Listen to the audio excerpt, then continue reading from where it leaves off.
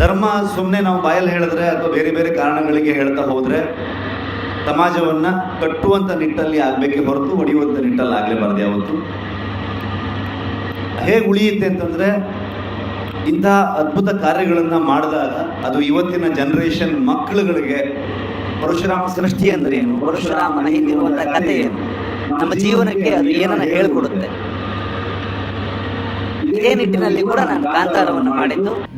ಧರ್ಮ ಅಂತ ಬಾಯಲ್ಲಿ ಹೇಳಿದ್ರೆ ಸಾಧ್ಯವಾಗುವುದಿಲ್ಲ. ನಾವು ಸಮಾಜವನ್ನ ಕಟ್ಟುವ ಕೆಲಸವನ್ನ ಮಾಡಬೇಕು. ಮುಂದಿನ ಪೀಳಿಗೆಗೆ ನಮ್ಮ ಸಂಸ್ಕೃತಿಯ ಅರಿವನ್ನ ಮೂಡಿಸಬೇಕಿದೆ ಎಂದು ನಟ ನಿರ್ದೇಶಕ ರಿಷಬ್ ಶೆಟ್ಟಿ ಹೇಳಿದರು.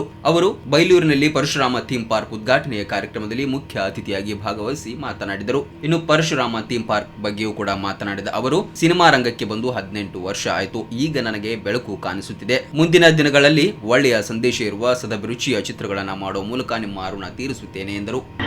ನಮ್ಮ ಆಚಾರಗಳಾಗಲಿ, ನಮ್ಮ ಸಂಸ್ಕೃತಿ ಆಗಲಿ, ದೇವರುಗಳಾಗಲಿ, ಇದು ನಮ್ಮ ಬದುಕಿನ ರೀತಿ. ಇವತ್ತು ಇಡೀ ಕರಾವಳಿಯಲ್ಲಿ ದೈವಾರಾಧನೆಯನ್ನು ಎಲ್ಲ ಧರ್ಮದವರು ನಂಬ್ತಾರೆ, ಆಚರಣೆ ಮಾಡ್ತಾರೆ. ಭಾಳ ವಿಶೇಷ ಅದು. ಮೋಸ್ಟ್ಲಿ ಇದು ಕರಾವಳಿಯಲ್ಲಿ ಮಾತ್ರ ಸಾಧ್ಯ ಅಂತ ಅಂದ್ಕೊಳ್ತೀನಿ ನಾನು, ಇಡೀ ನಮ್ಮ ಭಾರತವನ್ನು ತಗೊಂಡ್ರೆ. ಅಂಥ ಒಂದು ಜಾಗದಲ್ಲಿ ಹುಟ್ಟಿದಂಥ ನಾವೆಲ್ಲರೂ ಧನ್ಯ ಅಂತ ಅಂದ್ಕೊಳ್ತೀನಿ. ಹಾಗಾಗಿ ಒಂದು ಪರಶುರಾಮ ಥೀಮ್ ಪಾರ್ಕನ್ನು ಕಾರ್ಕಳ ಇದಕ್ಕಿಂತ ಮುಂಚೆನೇ ಹಲವಾರು ವಿಚಾರಗಳಿಗೆ ಭಾಳ ಫೇಮಸ್. ಇಲ್ಲಿನ ಸ್ಟ್ರಕ್ಚರ್ ಆಗ್ಬೋದು, ಬೇರೆ ಬೇರೆ ಬಾಹುಬಲಿ ಅಂತ ಸ್ಟ್ಯಾಚ್ಯೂಗಳಾಗ್ಬೋದು, ಇದಕ್ಕೆ ಭಾಳಷ್ಟು ಫೇಮಸ್. ಇಲ್ಲಿನ ಜಾಗನೂ ಕೂಡ ಅಷ್ಟೇ ಒಂದು ವಿಶೇಷವಾದಂಥ ಭೂಮಿ ಇದು. ಇಂಥ ಭೂಮಿಯಲ್ಲಿ ಸುನಿಲ್ ಕುಮಾರ್ ಅಂತಹ ಒಬ್ಬ ಸಚಿವರು ಇಂಥ ಒಂದು ಯೋಚನೆ ಮಾಡಿದಾಗ ಇದು ಬರೀ ನಂಬಿಕೆಗೆ ಅಷ್ಟೇ ಅಲ್ಲದೆ ಅದ್ಭುತವಾದಂಥ ಒಂದು ಪ್ರವಾಸಿ ತಾಣ ಆಗೋದರಲ್ಲಿ ಯಾವುದೇ ಭಿನ್ನಾಭಿಪ್ರಾಯ ಇಲ್ಲ.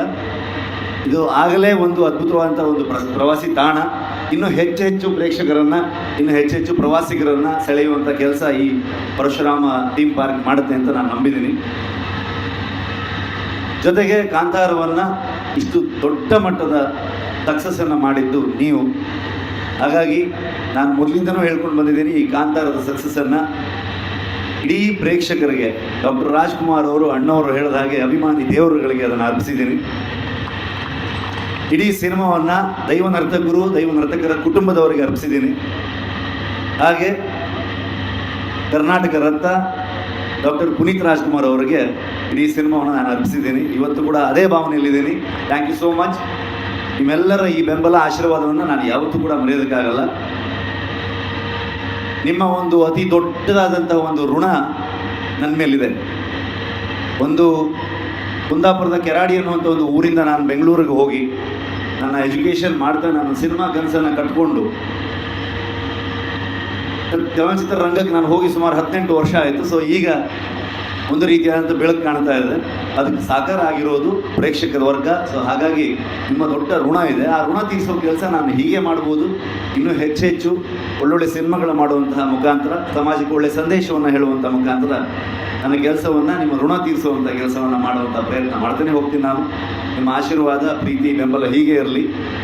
ಬಹುಮುಖ್ಯವಾಗಿ ಸುನಿಲ್ ಕುಮಾರ್ ಅವರಿಗೆ ನಾನು ಕೃತಜ್ಞತೆ ಸಲ್ಲಿಸೋದಕ್ಕೆ ಇಷ್ಟಪಡ್ತೀನಿ. ಇಂಥ ಒಂದು ಕಾರ್ಯಕ್ರಮಕ್ಕೆ ನನ್ನನ್ನು ಆಹ್ವಾನಿಸಿ ನಿಮ್ಮೆಲ್ಲರನ್ನ ನಾನು ಭೇಟಿಯಾಗುವಂಥ ಸಂದರ್ಭ ಪರಶುರಾಮ ಥೀಮ್ ಪಾರ್ಕ್ ಇಂಥ ಒಂದು ಅದ್ಭುತ ಸೃಷ್ಟಿಯನ್ನು ನೋಡುವಂತಹ ಒಂದು ಭಾಗ್ಯವನ್ನು ನನಗೆ ಕೊಟ್ಟಿದ್ದಕ್ಕೆ ಧನ್ಯವಾದಗಳನ್ನು ಹೇಳೋದಕ್ಕೆ ಇಷ್ಟಪಡ್ತೀನಿ.